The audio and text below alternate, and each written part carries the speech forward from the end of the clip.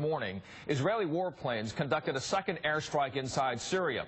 A senior U.S. official telling NBC News the target was a military research facility. That strike was apparently captured on this amateur video, though NBC has not verified it as authentic as of yet. It's the second such strike in recent days, and it follows the word last week that the Syrian regime has likely used chemical weapons against its own people. Joining us right now is Congressman Tom Rooney, Republican from Florida, member of the House Armed Services Committee. Congressman, thanks for being here with us today. You know, Israel apparently targeting missiles sent from Syria to Hezbollah. When you look at the information of that possibility of a shipment, do you support these airstrikes, and does it put more pressure on the U.S. to take action? Well, first of all, I can't confirm that, we have the intelligence that says that Israel actually did that at this point. The Israelis certainly have the right to defend themselves, and if they did do this, it's certainly something that I would support, given that it's right in their backyard. It's in their national security interest to protect themselves. But whether or not that translates into the United States actually getting more involved at this point, I'm not sure that I agree with that. I differ a little bit from some people on my side of the aisle when it comes to what our involvement should be in Syria, because, on one side you have Assad that's backed by Iran, the other side you have these rebels who are now infiltrated with Al-Qaeda. So, as Chairman Rogers said this morning, it's trying to side with the least bad option. I'm not sure what that is at this point. Congressman, the president said this weekend, he made some comments about potential U.S. action in Syria. Listen to what he said. I don't take any options off the table as commander-in-chief. Circumstances can change. You never know what contingencies you have to deal with. But what I do know is that I cannot see a scenario right now in which American boots on the ground would make any sense. So, as you heard, there are no options off the table, but also American boots will not be on the ground, as the president said. What sort of military operations would you support?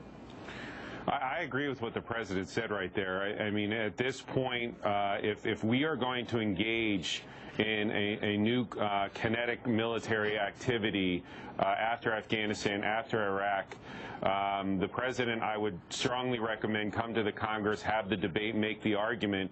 At this point, it doesn't appear that he wants to do that, and I think that he's right. It would obviously have to be something for us to get involved that would directly affect our national security, something that we're sure that we cannot avoid getting involved with anymore, and that might have something to do with Israel or our allies. But at this point, it's just a very dire, bad situation, but one that does not have an easy solution. So people that are sort of armchair quarterbacking the president at this point, I think that certainly they do not have all the information, because, like I said, the so-called rebels and the freedom fighters are the people that, by and large, are the people that we've been fighting against for the last 10 years. Assad's a bad guy. He's backed by Iran. They're arming Hezbollah in Lebanon that's trying to attack Israel. These are all bad situations. I'd like to see Russia more engaged to try to come up with a solution. But at this point, it's very hard to say. The one thing I would criticize the president on is kind of drawing the red line where he did. I think that was probably a mistake. But, I mean, again, it's easy for me to sit here and say he shouldn't have said that. But why? Well, it's just because you can't quantify the fact, say, okay, the red line is going to be if you use chemical weapons, then we're going to be really mad and have to do something at that point. Well, what if the chemical weapons kill 3 people? In our minds, we sort of see a mass chemical strike where there's mass devastation, and that's not what happened here. So he had to walk that back. But again, I'm not going to sit here and nitpick what the commander-in-chief has to do in this situation. But I do think that, there may have been a chance earlier on where we could have gotten involved more with the rebels to get them more shored up with weaponry and the like. We'll talk about the rebels, Congressman. I want you to take a listen to what Congressman Tom Cotton, also Republican, said earlier on Meet the Press, and I'll get a reaction right after this. Okay. We have to arm the opposition. I think we also need to move towards imposing a no-fly zone. So Bashar al-Assad cannot continue to use helicopter gunships against civilians. Do you agree with that, a no-fly zone? I think that I don't agree with what Congressman Cotton said there. I think that when we start getting involved in that kind of activity, that it won't be long before we do have boots on the ground. Now, if we want to support what the Israelis are trying to do, I mean, that's a totally different ball game. But arming the rebels, as Tom said there, I'm also a member of the Intelligence Committee. You know, unfortunately or fortunately, I'm pretty privy to some information about these rebels that you would second guess giving them arms. There are over 1,000, aren't there not, rebel groups there in Syria? A good number are militant related.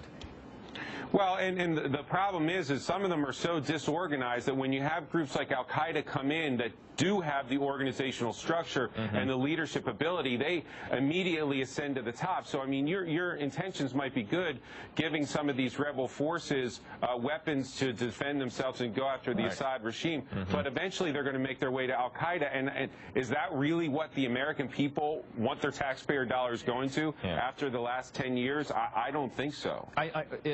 You know, the New York Times columnist Tom Friedman wrote this morning. You may have seen it. But basically, the question is, how much does Iraq resonate in Congress's mind right now when they're thinking about Syria? Quickly, how would you address that? It does. I mean, how can you avoid not thinking about what happened 10 years ago? But, I mean, it's not exactly the same. There are some differences. Hey, let's be honest. The American people, my constituents, are war-weary and wary. And so we better be damn sure, excuse my French, that when we involve ourselves in another situation like this, it's for our national security interests and it's for the reasons that are going to protect our people and our way of life moving forward. And if it's not, we better proceed with caution, and I think that that's kind of where we are at this point. Congressman Tom Rooney, Republican from Florida, thank you so much for your time today and your perspectives. Appreciate it. Thank you, sir. All righty. In today's office politics.